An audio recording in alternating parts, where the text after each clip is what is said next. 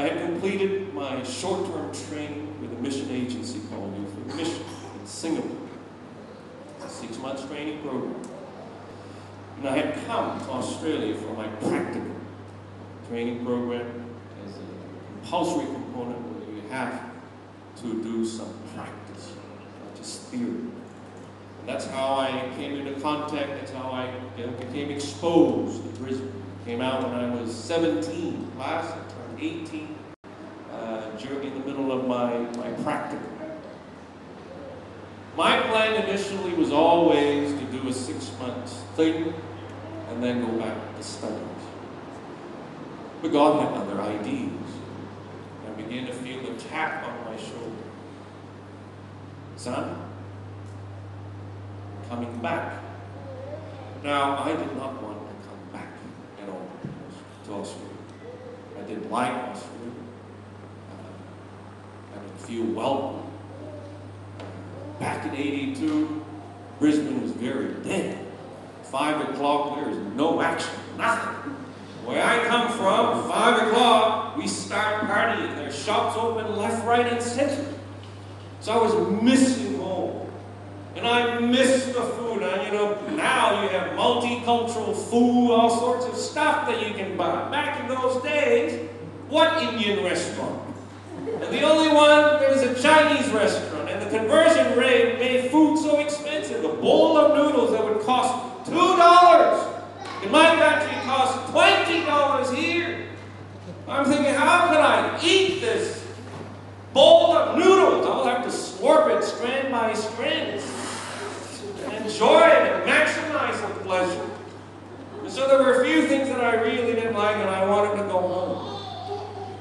And so I had to go back, complete the training, and I was wrestling with God over coming back to Brisbane. I didn't want to come back to Brisbane. But I felt God said, I want you back here. And this was carried on, you know, between me and God. No. Yes. No. Finally I said, yes, I will come. Yes to your will.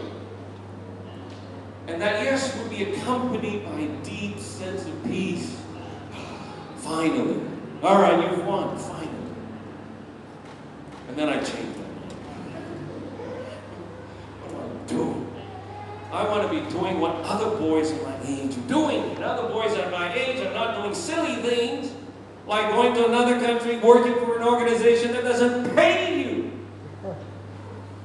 It was completely voluntary, see? And it was so difficult to tell my parents, you know, Mom, Dad, I'm going back to Australia to work. You should be studying. But never mind, you're working. Okay. How much do you get?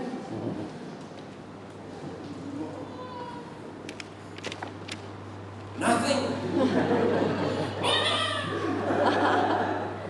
Start going off. What do you mean nothing? How can you be working for an organization that doesn't pay you? What kind of a cult is this? They're Christians, isn't it? What is this group you've joined? And that's half of the bad news. Not only am I not paid, I have to pay my own way. So I mustered all the courage I could find to tell my parents, Mom and Dad, not only am I not paid, I have to raise my own support.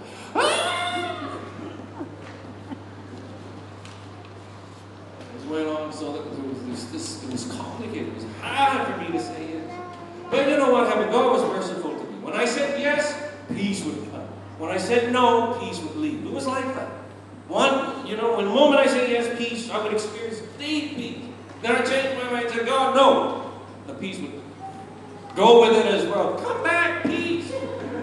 Can I have peace? And no. That's what I wanted. I wanted to be able to say no and have the peace. But God said, nah, one or the other. Yes and peace. No does not go with peace.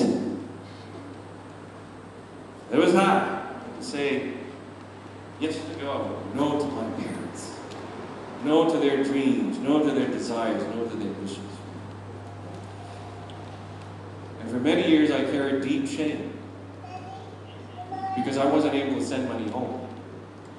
That's a big thing in our culture, to be able to send money home to your parents.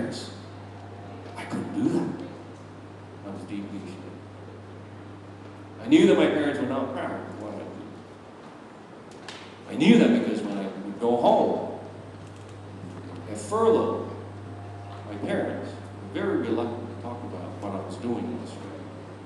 To my relatives, my cousins and all. Because my relatives and cousins, your son is back from Australia. See, they're handy. I've got a great job in Australia. Oh, your son must have a great job. You must be getting lots of money from your son. They were getting nothing. Zilch. And I felt like they did. You know? My parents were proud of the other sons and what they accomplished, but not this one. This guy is a freak. This guy is a bit psycho. Does things that we don't understand. Then on our wedding day in 1990, my parents came out for a wedding. We had a great time. My mom took me aside. Dad doesn't say too much, but Mom often speaks on his behalf. And he said this to me, son, of all the children, you have the most simple life. By that, she meant you have the least. You don't have much in terms of material things. You have the most simple. Of all the weddings that we've been a part of, it was the best wedding. Yours the best. That was God's way of affirming me. You don't have to prove yourself, son. You know it's legitimate. You know it's a legitimate need, normal thing. What your parents would do. Get my approval and leave the rest to me. That was God's way of thinking. And after that day, my parents' attitude changed. I would go back, and they changed. They were proud to introduce me to their friends. Come meet my son. He's a missionary in Australia. Oh, that's great. And come, the subject of payment. Oh, and guess what? He doesn't get a cent. He trusts God. God provides.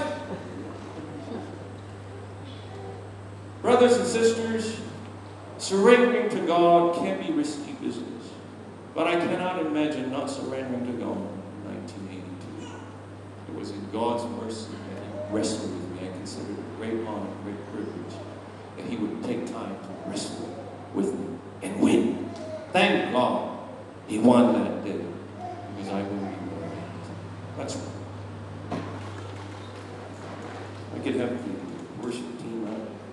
Just finish with this song as a response. This is my desire.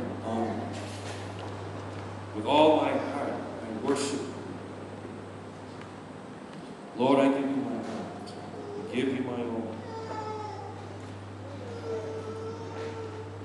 Would you yield to God afresh this morning? Would you say yes to Him this morning? Stop fighting. God is very stubborn, folks. He will fight with you for as long as it takes. It's far better for us to surrender and say, God, yes, not mine, but yours be done.